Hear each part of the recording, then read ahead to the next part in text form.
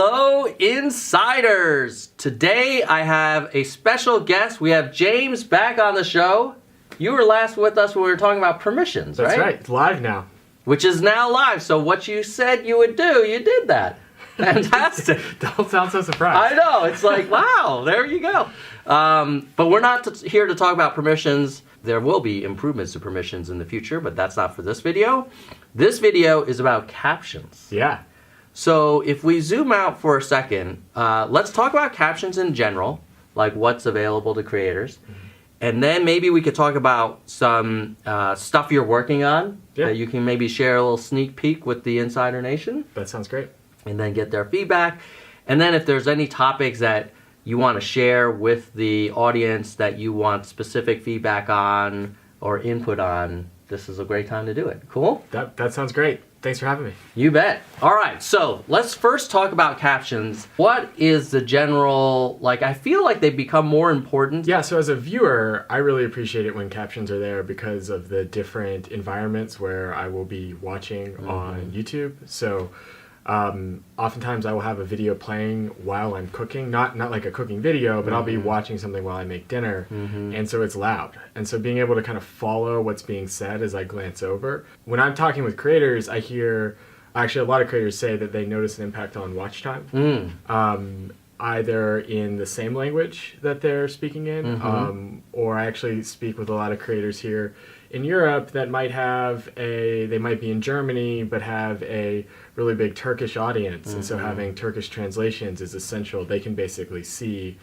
an impact on watch time when they do versus don't have it. Nice. Other creators tell me that they view it as kind of essential to their brand. So part of having a high quality channel, they put a lot into their editing, is also having a transcript. I mean, they say, listen, if to be on national television, you have to have closed captioning. I should hold myself to the same standard. And I think that's awesome. Yeah, that's super cool. I mean, I've used it myself. I find that when I'm on mobile as a viewer and it auto plays, sometimes before I tap into it and watch it in full, I want to just see okay, what's this about? Sometimes a thumbnail alone is not sufficient, but if I can kind of read the captions, that's not bad. Now, a lot of times, those are captions that Google automatically generates. So what are the different kinds of captions and their various sources? So for the purpose of this conversation, I'm going to talk about subtitles and translations. Subtitles will be what is in the same language that the video is in, and then translations would be translating that. For most videos that are uploaded to YouTube, Google does its best to identify the language that the video is in and create a subtitle track for that. Then creators or their community can also do both subtitles and translations. So for the automatic generated captions, they have improved considerably over the years, at least for English, I've noticed. Yes, they have. They're certainly not perfect. In fact, I think last year, there was one time I was saying something and it put something that was very wrong and kind of embarrassing. Yeah. And so I'm glad we caught that. But I guess it goes to show you that, yeah, those automatic captions, it does get things wrong. And then some people I've heard, depending on the language, I think French is... needs some work in terms of accuracy.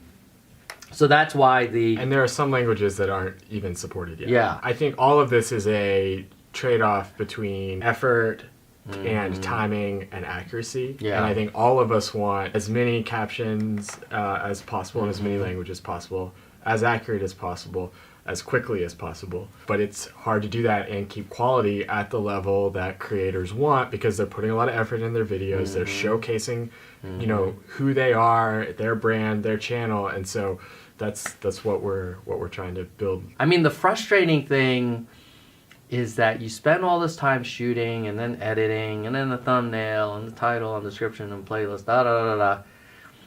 For me, sometimes it's wow, now I gotta add captions. It's just a struggle in terms of just having enough time available. So I guess it sounds like one of the things that you and your team are focusing on is trying to make it a little bit less onerous on the creator. So what are some of the things that you're thinking about going forward? Well, so one thing I'm really interested in, and I'd love to hear from Insider Nation on, is actually different captioning workflows that either you or your channel have, especially if it's not just you by yourself. Every time I hear those, I get some new ideas, and so I think it'd be great to either add them in the comments, or if you post your own video, I'll definitely watch it to kind of get a sense for how do you do this in the way that's most efficient for you and your channel. The other thing I'm interested in is what you consider good enough, right? I hear lots of different standards. Some people say I only use automatic. Other people say I have to, before my video goes public, I have to go through and make sure I have a quality, complete, same language caption track. So I'd be interested in just hearing how different creators think about that. My nirvana is I do my upload, I get a little indication saying like, oh, the automatic captions have been produced, and then I just one click, I can review it, like, and I don't have to read like long tracks like in video editing, but I just read it like a transcript almost. And then some parts are light gray, that's like, oh, we're not sure about that, and I can fix it. And then boom, hit approve, and I'm good. What are your thoughts? Like, I'm sure that's not perfect for everybody. Well, so I think that the way that I think about this is that there are different levels. And so, having some automatic track available for viewers is much better than having nothing. The difference between an automatic track and one that has been read through and cleaned up for the casing and wording and punctuation is, I mean, you notice it as a viewer when that is available. So that's the next level. And then the next level beyond that is when you really nail the timing. And so, you only ever have 2 lines on the view screen. You get the punchlines exactly right to the frame. And then you can even go beyond that. I mean, I know there are people that I have spoken with that do colors, and they want a different color for my voice in this than your voice. Wow. So yeah, I think there are a lot of different layers, but I at this point think that we should really be focused on making sure that as many videos as possible have high quality human captions. And I especially the really serious creators, probably a lot of the people that are watching this, either do that for all of their videos, their most important, their hero videos. So in terms of the actual product, what are you up to in terms of making it better for creators? Yeah, so like a lot of us here, we are bringing stuff into Studio natively. And so we've been spending a lot of time on the actual caption editor. So I've asked you guys a little bit about your workflows, whether or not you do it yourself, outsource, stuff like that. But we know that we have to have a part of Studio where an individual creator that doesn't have the resources to go out and pay for this can go and caption their own video. And so that's what we've been working on for a couple of months now. Can you share? Absolutely. All right. Hey Insiders, this is James. I'm going to give you a quick walkthrough of the work in progress caption editor. Please keep in mind that what you're seeing is in the early stages of development, so it's going to have some rough edges, and it definitely will change between now and when most of you see it, but I'm excited to show it to you now. So first I'm going to start here from an automatic caption track. When I'm captioning for CI, I find that to be a lot quicker than starting from scratch. And so you can see here that I have, the automatic caption track has provided somewhere for me to start from, but maybe the casing isn't quite right, and I have, not quite the right number of lines on the video here. Like, this gets kind of messed up. So I'm going to go ahead and edit the beginning of this. Hello, Insiders. Yeah, Tom's always real excited here. The sneak peek and a returning guest. And you can see here that actually the video messes up. This is my colleague and good friend Asaf, but the automatic caption track here messes up his name, so I'm going to fix that. We have Asaf back on the show. Okay, and so this to me doesn't read super well because of the way that the line breaks, so I'm going to try to fix that. Let's see, If I can do that here. Okay, yes. Cool. And I'll bring that down here. Back on the show. Welcome back.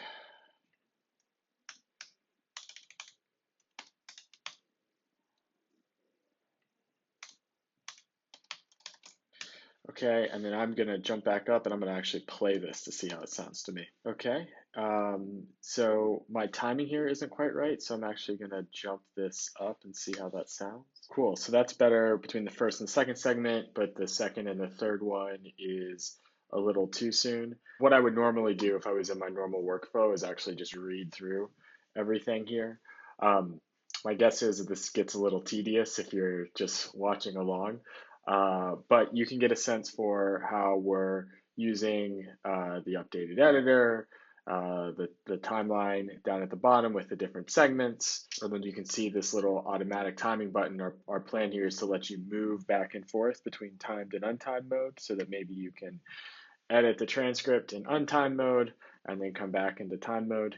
As you can see, that's not totally working yet. So, yeah, this is what we got going on. So what kind of feedback do you want? So I'd love to hear what people's favorite features are of the classic caption editor. I'm really interested in how I find myself gravitating a lot towards the keyboard shortcuts because as I'm typing here, I really don't want to have to pick my fingers up and use a mouse. What you think is super important? Does this look too cramped to you? Is it too big? How would you feel about soft warnings? Cool. Yeah, those are some of the things that I'd love to hear people see. Actually, and then if you really want to be maybe one of our first external testers, if you leave a comment volunteering yourself. Yeah, and you recently did a post on Creator Insider on the community tab asking for some volunteers to share input on captions and stuff, right?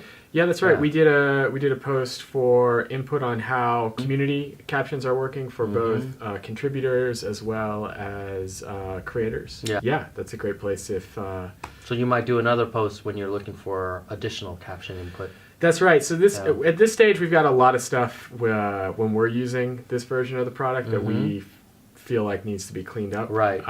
Once we get it a little bit more solidified, yeah, definitely want some of our creator community to try it out. One of the things we're working on right now that unfortunately wasn't live as of filming is the ability to toggle between this experience and the one experience you're talking about. So if you'll recall, in kind of the classic caption editor that people are still using today, you kind of have to choose. Am I a transcript person or a timing person, right? But I have a hunch that even for you, who you're mostly saying, hey, I'm a transcript person, I just want to get it all right. But there might be a video here or there where you have a punchline and you want to actually be able to say, okay, how are you guys assigning the timing here? I want to get that one right. Yeah, so maybe I might be okay transcript-wise for a news flash, but I want the movie quote to be exactly.